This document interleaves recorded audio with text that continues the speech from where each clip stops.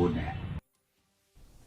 The Tourism Department today organized a workshop on Draft Tourism Policy 2022 in Shillong, with the expectation that the annual tourist footfall in the state will cross 15 lakh by 2024.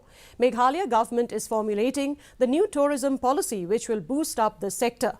The new tourism policy has been designed in a manner that it will help create capacity and employment opportunities in the local economy and significantly contribute to the realization of this vision.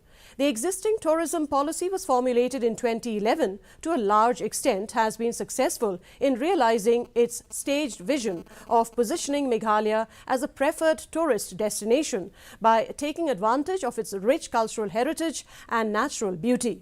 However, given that a decade has passed wherein tourism has evolved to be the mainstay of economic growth but also suffered immensely from the pandemic, it was felt necessary to have a comprehensive relook of the existing policy and come up with a revamped tourism policy.